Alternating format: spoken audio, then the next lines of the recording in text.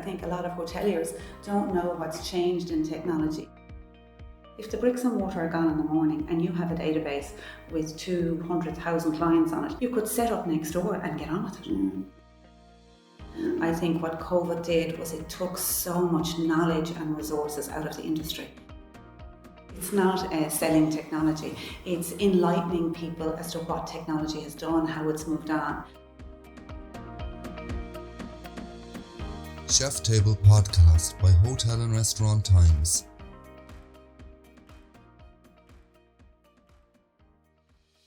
Welcome to our industry podcast. In this episode, we speak to Clio O'Gara, Country Manager of Guestline in Ireland. Clio is no stranger to the hospitality industry, having worked for many years as a GM and has a wealth of experience. In the podcast, she tells us how Guestline can help you with your solutions for property management, smart distribution and guest engagement. We hope you enjoy this and find it invaluable. Don't forget to attend our Connect Ireland event happening on the 24th of November at the Guinness Storehouse. All the Chef Table episodes can be found at our website hotelandrestauranttimes.ie/podcasts, as well as on Spotify and YouTube at Hotel and Restaurant Times Podcast. I'm here with Clio O'Gara. Clio, you're probably well known in the hotel industry. So give us a little bit of background about where Clio came from. Well, I'm probably well known, Cyril, but I started in Fitzpatrick straight after my Leaving Cert. In fact, I don't think I even had my Leaving Cert results when I started my training programme with Fitzpatrick's. Is that in Killiney, was it? In Killiney, and I had a little trip down to Shannon at the time, and I went then I didn't finish my training with Fitzpatrick's. I went to Paris and I worked in the Hilton International in Paris. I went to the Hilton International in Brussels about 2 years later. Came back to Paris then and worked for the Accor Group in the Novotel brand, Novotel La Défense. And with them again, I transferred to Novotel in Guernsey and did an opening there. So I had 2 Hilton International experiences, I had 2 Novotel experiences. And then I worked for St. Pierre Park in Guernsey and came home then in 1992. So I was 10 years out of Ireland. So when I came back into Ireland, there was people I didn't know, and I had my first job in the Tower Hotel in Waterford. It had just done a big refurbishment, just added on all those extra rooms and the leisure centre. And as part of the story that they were renovating, they looked at their technology. And we implemented a programme called IGS at the time, which was coming into Ireland. That would have been about 94, 95. And I then went to work for them in 96. Right. So I've hotels and technology overlap all the time. So what were your roles in the hotels at that time? At the stage that I came, I suppose in the Hiltons, and that I was always front office. I was always front office and technology driven. I have very little food and beverage. Please don't throw me in food and beverage. I'd be charged for breaking the plates. When I came home to Ireland then in that role in the Tower Hotel in Waterford, I was the front of house manager. So everything that was sales and marketing, everything that was front office, housekeeping, porters, all of that were under my remit. It was a pretty unionised environment, and that was completely foreign to me. I'd never been in a unionised environment. Waterford's a very unionised environment at the time because of Waterford Crystal. So I learned a lot about both how to work and develop, but also how to understand what the people that were working for me wanted. So I was very driven by both of those things. And then we changed our computer system, and I was always ahead of technology because I'd been away, I think, ahead of most of my peers here. And so I was very driven by that. And I approached the company that were in selling IGS at the time. I think they were called LK Global then Soft Brands, now Infor. And I went to work for them in 1996. So from 1996 to 1999, I worked for them. And if you remember, every day of the week there was a hotel opening in Ireland, and there was new hotels. It was the boom. We were installing all over the place. I think I installed 50 different hotels in Ireland. So there isn't a hotel that you could put the name in front of me that I wouldn't know what day it opened, who opened it, what their strategy was, what they were trying to do. And I think when you train people, like I would be training 8 at a time, they really trust the trainer. So it really helps me in my role role now, because I keep meeting people that I trained and they don't see me as a salesperson. They see me as a person that implemented and worked. And when you work in the Irish hotels and then abroad, I mean, you said that the disparity was that Irish hotels were probably old style. Well, I wouldn't say that. I would just say that because I was in big brands like Hilton International and like Accor, we had technology ahead of what would have been here in the private independent properties. So, for example, how would the Irish hotels have been working compared to your? So when I came home originally, when I came back into Ireland, there was 2 or 3 brands on the market that had in the technology world. They would have been all DOS based. There was no digital then, Cyril, if you think. You know, you weren't designing your clients, you weren't having a relationship with your clients, you didn't have a website maybe, there was no OTAs. So all of that was different. So all of the technology would have been server-based, on-premise. You know, it would have taken a reservation, check someone in, check someone out. We wouldn't have expected it to do anything else. Okay. So that's what was there. And that's basic function. Basic function. And it, like the PMS was always it's called the property management system because it ran everything the property needed to run. And everything else that was part of what the property did was plugged in, like the telephone system was plugged in, the minibars were plugged in, the televisions were plugged in, the tills in the bar were plugged in. So it was the master controller. And even now with all the digital, it's still the master controller. Everything is still, if things are working right, they're all plugged in together. If you go off on a tangent and you have things working in silo and not back into the PMS, you've lost the data, loss of communication. You don't know the latest update from your client and you could be sending the wrong message. Okay. So that's the way it was then. And then from that role, I went to open Beauty's Hotel in Ballsbridge as a general manager. And everyone would have thought that was a strange step, but I had installed systems for them before, so they knew me. And I worked then for 10 years for them, so I was out of technology for 10 years. I then went to work for Lynch Hotels for a year before they went into receivership. And my final hotel role was in the Gleneagle in Killarney for 5 years. I was the CMO, so everything to do with sales and marketing was under my remit and revenue. And to be fair, technology can be the bane of my life or the aid of my life. And if my team can't get their job done, more often than not, they'll say, the system's not working here, or I can't pull that out, or this is on a go slow, or my emails won't connect with that. So whether I liked it or not, I was always running the technology. Because the technology stopped me being successful if it wasn't functioning. Right. And so in 2016, Gleneagle were revamping everything, and we were out of the recession and things had moved ahead. And if you remember, the digital world had taken over. And a little bit like that, we had things in silo that weren't connected in together because we had no other choice. That's these digital solutions came along and didn't connect to old mainframe PMS. So we were charged with our plan for that year was to look at what was on the market and to see where could we go. And it was the beginning of talk of being in the cloud and not having server base. And we tendered 3 different companies, and one of those companies was Guestline, who I work for now. And in the door were 2 of my previous colleagues from Soft Brands. So naturally there's a trust. And naturally if they tell you it works, you sort of believe them. And we looked at everything they had to offer. And the reason why we would have made the choice to go with them was not only that they had what we were looking for, but they were agile and willing to adapt and give us what we needed. We had different needs. We were an event centre and 4 hotels. So we felt that they spoke our language and were willing to work with us, where a lot of the other solutions we looked at was this is how it works, take it as it comes and get on with your lives. And we sort of never felt that that's how we treated a client. So we didn't want to be treated like that either. So in essence, technology in a sense could be construed as being a sort of a bugbear, that something you had to have, and it didn't really have to really operate very well as long as you just done the basics. Yes, and I think in every meeting I've had with clients, every event I've run, every chat I've had with my own colleagues or my own boss is that in a funny way, we need to educate people to not accept that. You need to demand that your technology does more for you. You wouldn't accept that the beef supplier brought you the same beef you bought you 20 years ago. and doesn't tell you about a sustainability process or anything else.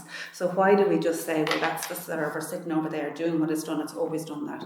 I have a really good example. Recently my lease on my car was over and I needed a new car, and everyone will know that you can't get a car for a lot of money at the moment, and they offered me the same cars I had I couldn't get, and I thought, well, I really want the same cars I had because I like that car, it works, that's the one I want. And they offered me a different car, and in the different car that I took, it has technology that I wouldn't have even known to ask for. Like, it reads me my text messages, it reads me my Teams messages. I'm not going to crash the car trying to read an email. I wouldn't have known that that existed. And in a lot of ways, I think a lot of hoteliers don't know what's changed in technology and would accept and buy what they have now instead of saying, well, what I have now, yeah, it'll do, but it's not how I'm going to take my business into the future. I'm not going to future-proof my business with what I have now. And the people that are coming into the workforce now have different languages, they have different skill sets. They are not going to do mundane tasks and input reservations or input data into an accounting system. They expect that the systems do that for them. Right, they're pressing the button and all that. Yeah, like, is there not an app for that, they say to me when I ask them to do some mundane task. And so if you want to attract smart young staff and retain them, you need that the technology is stimulating them, that they are not doing mundane tasks. And that's one of the biggest demands I have. Or people would say to me, our staff fluctuate and we're moving them to try and develop them and keep them focused. So we need to move a lot of people through the front office. So we can't be training them for 6 weeks or 6 months. They need to pick it up and run. Right. So that's the demand that's been put on technology today. So it has to be very almost foolproof. Intuitive is what I think, and not mundane. You're not entering reservations or entering spreadsheets. Most of it's doing itself. And the big change since COVID is the client is really willing to do more for themselves. They've learned their air code, they've learned how to shop online, they've learned how to do things they would never have dreamt of doing before. Like, they would not go on holiday and expect to check in at the airport themselves or have somebody check in, and they would expect to do it themselves. So now with all of the new technology that's come out over COVID, one, because in COVID we were demanded to do it so that people could social distance. Now we're demanded to do it because there aren't enough staff to manage the tasks. So as much automation as possible. The idea would be the guest makes their own booking online through whatever channel you choose to let them make it. That booking is tokenized and popped into the PMS with no humans touching it. The guest gets a pre-check-in and will pre-check-in. So not only are they pre-checking in and saving you time, it's suiting your sustainability policy because there's no printing of reg cards, there's no ink being wasted, there's no reports being printed for them. They're now, and they can pay through an e-commerce link, so they're paid, checked in. Your only role is to hand them a key, or if you have a digital key solution, you're passing them on the digital key. But if you look at hospitality at the moment, right? If you look at hospitality at the moment, have hotels embraced this new technology, or are they still a bit? We've never been as busy as we are this year. We have never, each month we do record installations, and each month we think, well, that's it, we'll never do it again next month. And next month we're doing more. So every month this year we beat our record. So we didn't suffer in COVID because we installed virtually and we kept our numbers. But in 2022, we have outstretched any budget or target we set ourselves. So I think in a lot of ways, hoteliers were down in their business themselves. Owners were in the business. They were seeing the frustrations. Their business mix changed. They were now dealing with independent clients who had different demands than tour groups or groups. And they realised that they needed more automation to manage that. They lost a lot of their resources that had been with them for a long time that knew how things worked. So they needed simpler solutions that they could train to the young staff force that they had. And yes, they're making changes. And I would definitely think those changes will run into 23 and 24. Right, they'll embrace it. Yeah, they'll embrace it. And I was at a conference in Northern Ireland recently where somebody said, as hotel managers and hotel owners, you can't be technophobes. Like, the next generation are coming along and they don't know the old way. They don't want to do it like that.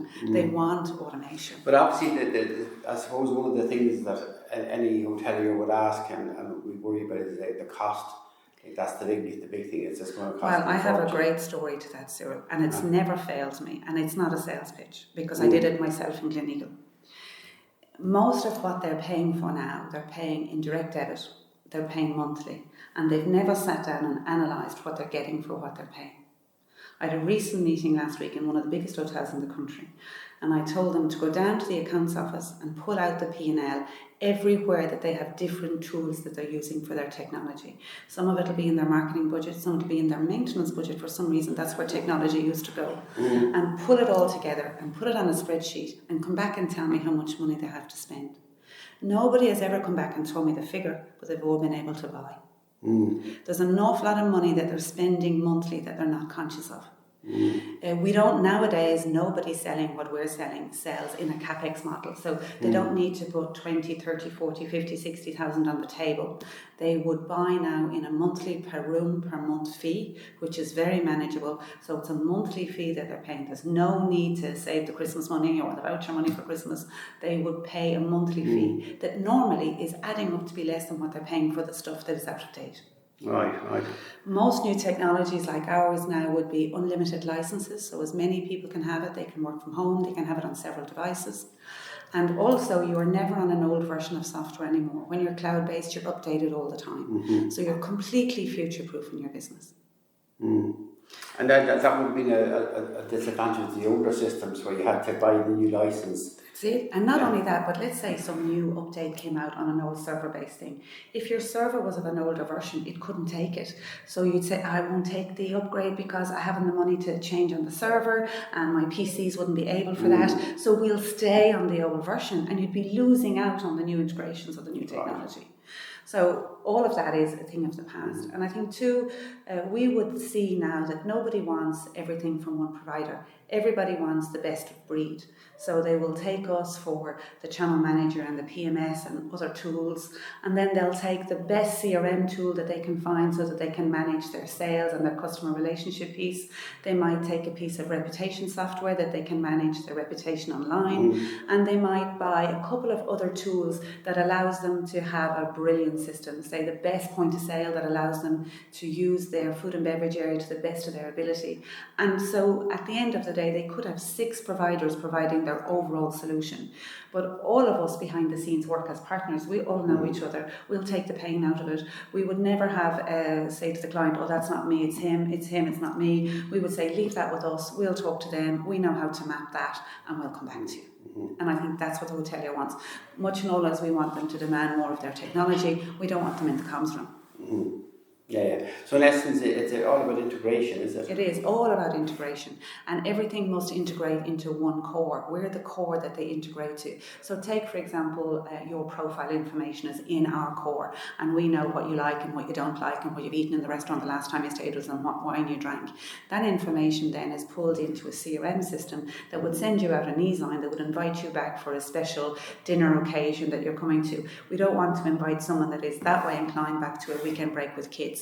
So you really need to have that core information in your PMS and use that data to target your clients. I was going to say to you, essentially it's giving you information that you maybe weren't aware where you had previously. Yeah, I think I met a hotel a few weeks ago that said 40% of their business comes through OTAs and they've no relationship with that client. And I thought 40% that you can't repeat, that you don't know anything about, that have given you 250 quid for a weekend break and you can't interact with them. That has to be a sin. And the biggest value you have as a hotel, in my opinion, again, remember I work for big brands like Bewley's and others, is your database. It's not the bricks and mortar. If the bricks and mortar are gone in the morning and you have a database with 200,000 clients on it and you know their every wish and every like, you could set up next door and get on with it. So, and not knowing this is it's valuable information. It's unbelievable. And I think we now as consumers, if even your grocery store sent you something that you don't buy and didn't like, you think they don't know me at all. What are they doing sending me this? I don't buy nappies. What are they doing sending me this? Where if they sent you the best roast beef for Sunday, you go, oh yeah, I've been fancying roast beef. Yeah, well they obviously have a system and a few purchases. But we all as consumers expect that from retail. Why don't we demand that of hotels? It's the same consumer. And what about sustainability? Because that's something that... So everyone is talking about that now, and every hotel I go into, I might sit in front of 10 or 12 people when I'm presenting. There's always a green person in the room. There's someone that is charged with their green philosophy or their green policy or sustainability. And before it was about being green for being green's sake. Now it's being green for economical reasons as well as green's sake. So there's the two heads in the room normally. So step one, it's not server based, so you're not having some big electric system sitting in the corner pumping out dust and taking in all the electricity. You're accessing the cloud, so it's much easier that way.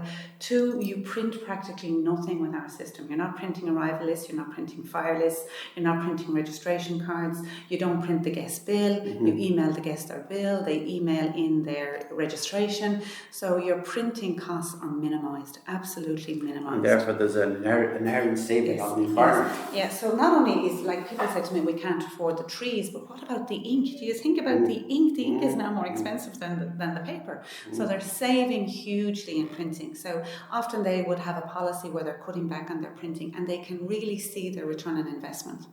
So they're not wasting the energy and they're not printing. They're hugely sustainable. And in regard to, we'll say, urban and rural, would you find sometimes it's more difficult to sell to a rural scenario as against the... Our market is very much the independent property, so they are actually more outside of Dublin city centre than they are in Dublin city centre. They're nearly all leisure driven or leisure and business driven. They're mostly owned and managed by either a group or a family environment. So it's very easy for us to get close to the decision makers, to the owners, to understand what they're trying to do, and to really be seen as someone that's enabling them deliver on what their plan is for their business.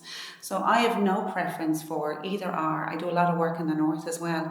And the first thing is to get to know them and understand what they're trying to achieve, and then understand where we can fit in with that match. And normally, I've yet to come up with someone that I can't deliver what they want. Sometimes it's finding out what they want is the difficult piece. And maybe they don't know themselves. They often don't know themselves. And I wrote this checklist that I provide for them to help them, and they find that really useful. And in that checklist, it's the part about checking where your money's going right now. Ask everyone in your team what they want out of it.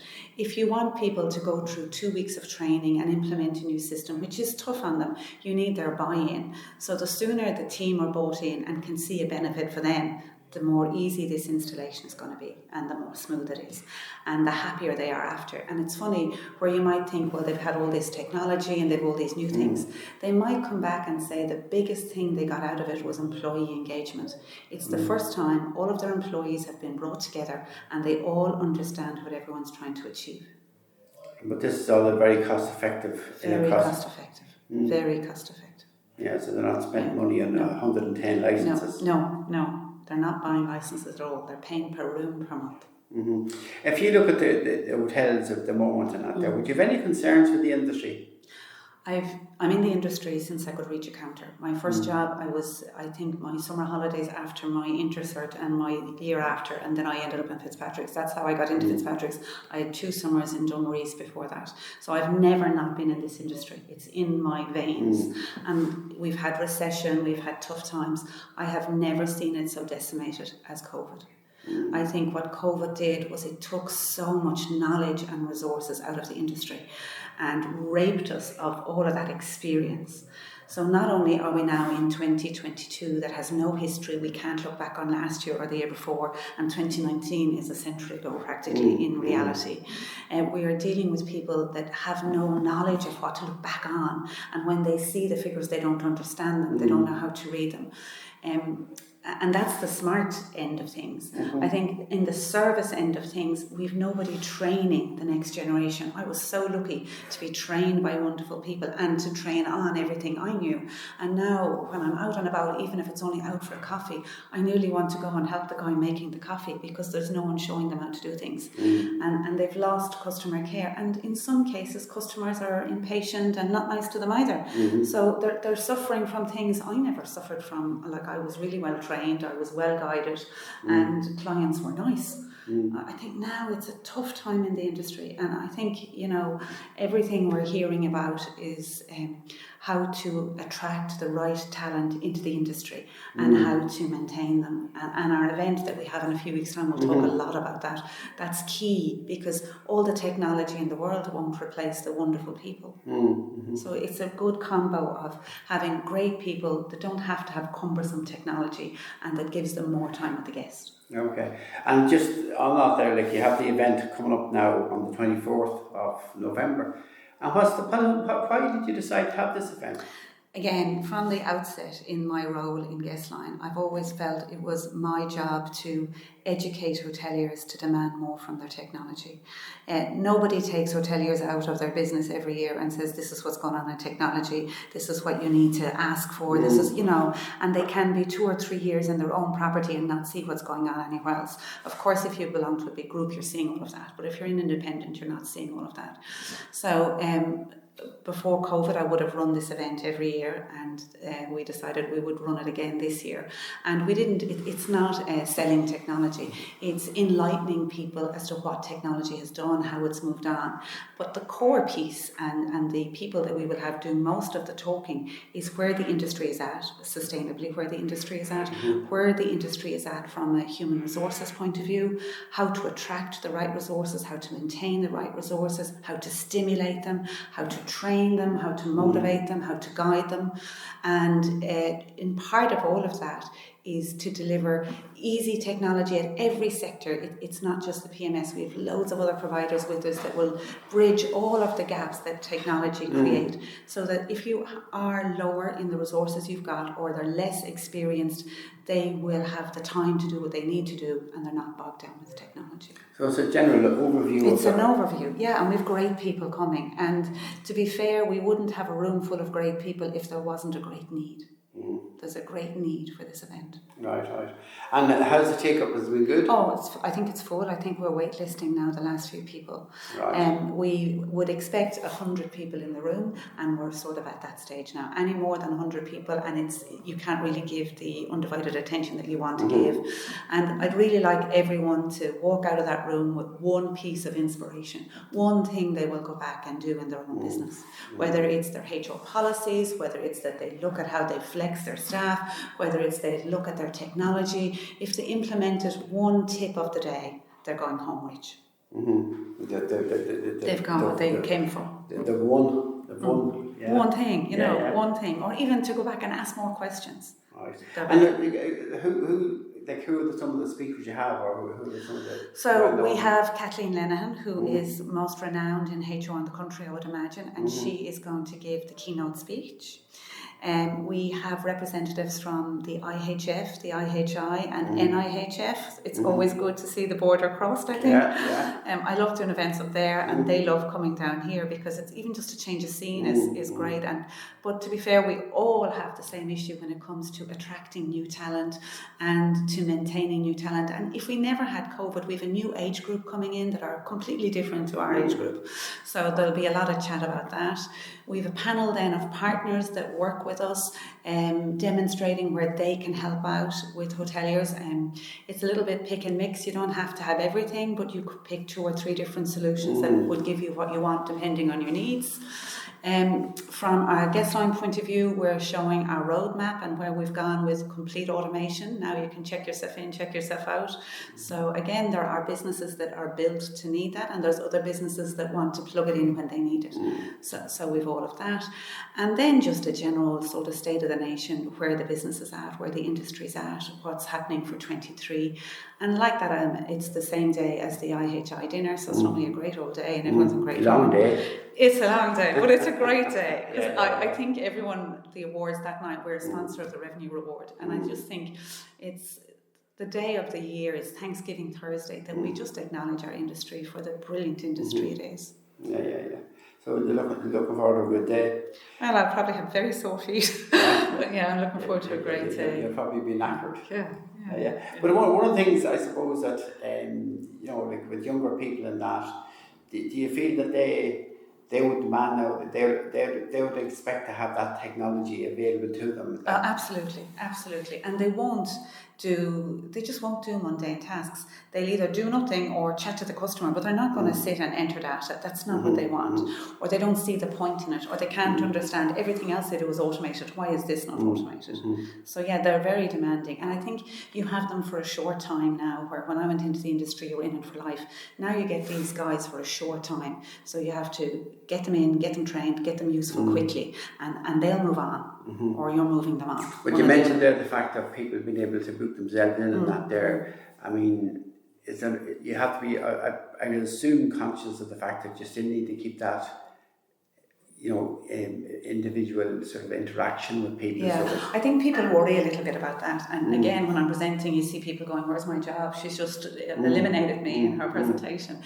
You will always need the comfort factor. You'll always need the reassurance. You'll always need your very welcome and your dinner's booked and here's the restaurant and there's the lift and what would you like to do in the area. Isn't that much nicer than saying, "Please give me your credit card and have you paid?" and all that horror of filling out a registration card. But there's no love in that. We might think it's nice. It's not nice. And more often than not, I have too many bags in my hand and can't do everything. So I would think if all the housework is done before you get to check in, and that they can completely concentrate on you and make your experience memorable, that's much more valuable. Yeah, that'll eradicate the sort of sense of checking in. Yes. So to wrap it up, can we say that Guestline definitely would be the go-to company in regard to your requirements in that field? If I was to describe Guestline, I think we're a very agile company. And if you're going to partner with somebody, some relationships with your PMS last longer than some of the weddings you sell. You could be 20 years with your PMS provider. Yeah. And so in the first instance, you have to be sure that they're sustainable, that they are financially well backed, that they're here for the long haul, that they behave like you behave. If you want to look after your guests and give them a great experience, that they provide that same sort of service as you want to provide. So you start and make sure your core values are the same. Once your core values are the same, the technology will be tough and there'll be hit and miss and there'll be days when you'll think, what am I doing with this piece of technology? But all that's manageable if you have a good relationship and you're working with a company who can make it happen for you and solve the issues that come up as they come up, and always be future-proofing you. You don't even know what the client is going to be demanding in the next 2 years, but we're there thinking about it, and we're talking to people and we're making sure we'll have it. So as you say, you're future-proofing. We're future-proofing, we're agile, we're customer-focused. It's a wonderful place to work, which means everyone you interact with in Guestline really cares about what they're doing. They have knowledge. Yeah, very knowledgeable. 80% of us are ex-hotels. In fact, when you get 3 or 4 of us in a room, you have hundreds of years of hotel experience. That alone is valuable. Yeah. So we're technology driven, but we're selling services to hoteliers. So we understand every niche and cranny of what that hotelier is trying to achieve. And in most of our language, we're thinking about the guest. We're not even thinking about the hotelier. We're one step ahead and saying, what is the guest willing to do? Where do we need to interact with them? How do we need to solve that for them? So if we can remove the guest frustrations, we're removing the hotelier's frustrations. Right, and making it a more seamless and enjoyable experience. Yeah. Right.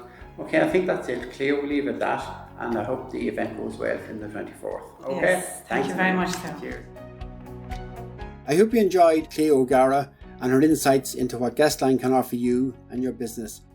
Don't forget to attend our Connect Ireland event happening on the 24th of November at the Guinness Storehouse. You can follow and subscribe to our channels with all our podcasts available on our website and on Spotify and YouTube. Bye for now.